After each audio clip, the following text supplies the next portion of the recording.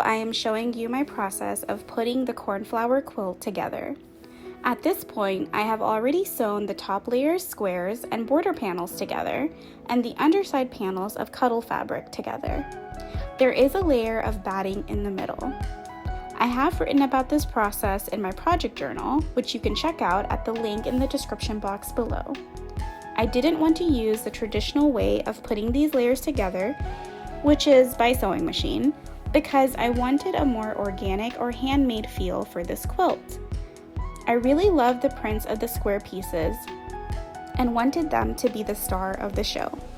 So I decided to make a cross stitch at the center where two of the square corners met. I added a French knot in the center of each cross.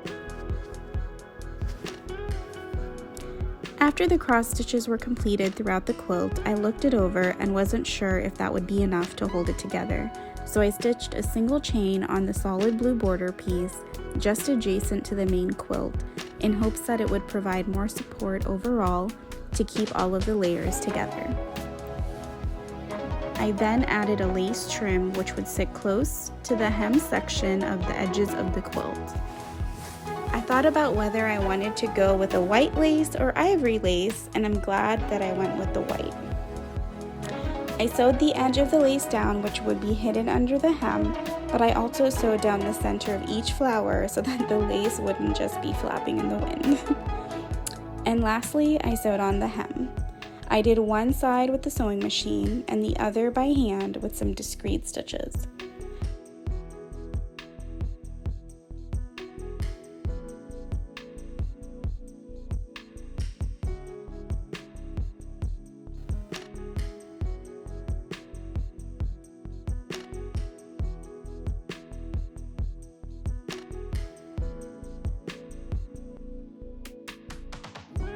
I hope you like the way it turned out.